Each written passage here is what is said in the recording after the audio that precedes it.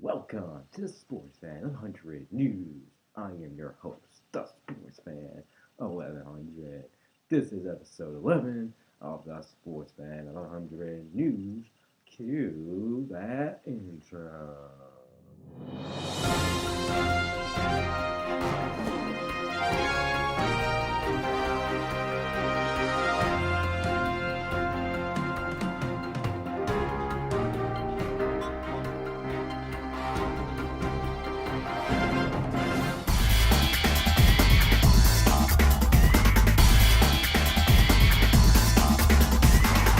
First topic today on the TheSportsfan1100 News has to do with Gronk's season-ending injury that happened yesterday. The Patriots have officially placed tight end Rob Gronkowski on season-ending injured reserve. The team announced late Monday afternoon.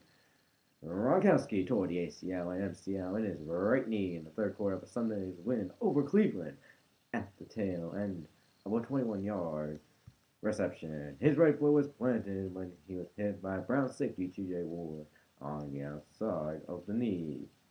Gronkowski was playing in his seventh game this season and ends the year with 39 receptions for 592 yards and 4 touchdowns. The team re-signed tight end DJ Williams, who is signed November 27th and then released December 4th. Williams played 4 offensive snaps against the Texans in Week 13. And now, on to some local news.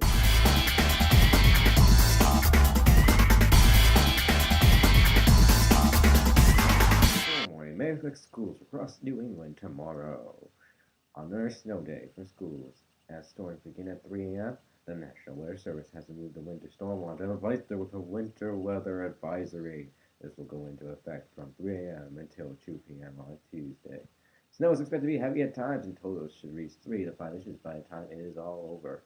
This snowfall is expected to impact the morning rush and create conditions that could result in more coolings and delays on Tuesday morning.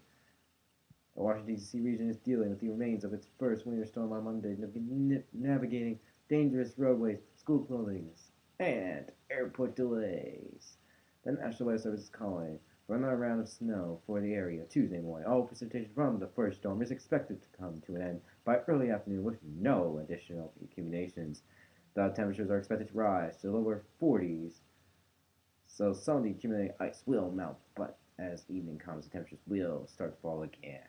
An upper level low will pass through the area tomorrow, with it bringing another chance for snow in the early morning Tuesday and continuing through the rest of the day, with temperatures remaining so close to the freezing mark. Areas could receive snow, freezing rain, or maybe just rain.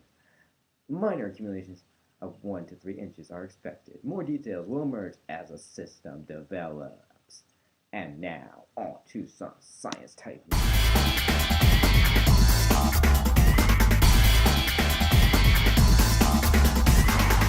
The coldest place on Earth has been captured by a satellite. The coldest spot on Earth has been identified by a satellite on August 10, 2010.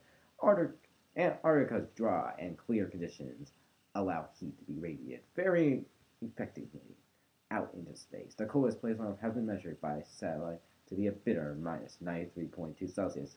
Converted to Fahrenheit is 100 minus 135.8. Researchers say it is a preliminary figure, and as they refine data from various spaceborne thermal sensors, it is quite likely they will determine an even colder figure by a degree or so.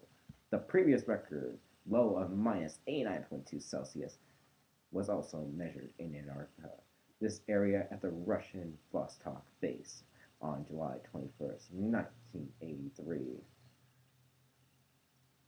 It should be stated this way, was an air temperature taken a couple of meters above the surface, and the satellite figure is the skin temperature of the ice surface itself. But the corresponding air temperature would almost certainly beat the Vostok mark. These very low temperatures are hard to imagine, I know, said 10 Scambos from the U.S. National Snow and Ice Data Center in Boulder, Colorado. The way I like to put it is that it's almost as cold below freezing as boiling waters is above freezing. The new low is a good 50 degrees colder than temperatures in Alaska or Siberia, and about 30 degrees colder than the southern of Greenland. It makes the cold snap being experienced in some places in North America right now seem very tame by comparisons, he told BBC News. Dr. Scambos was speaking here in San Francisco at the American Geophysical Union fall meeting, the largest annual gathering of Earth scientists. He and his colleagues have been examining the data records from polar orbiting satellites stretching back some 30 years. They find the coldest moments in Antarctica occur in the dark winter months at high elevations, where the extremely dry and clear air allows heat to be radiated very efficiently out into space. It is evident that many supercold spots are stung out like pearls along the ridges that link with the high points or domes in the interior of the continent. They are not quite at the ridge crest, but set slightly back down the slope. Air chilled near the surface flows downhill because it's denser, and it flows into these very shallow topographic pockets, explained Dr. Scambos. If you were standing in one of these places, you'd hardly notice you were in a topographic low. It's that gentle and that shallow, but it's enough to trap this air. I am the Sportsman 100, and peace out. See you next time for another edition of the Sportsman 1100 News. Thank you guys for watching.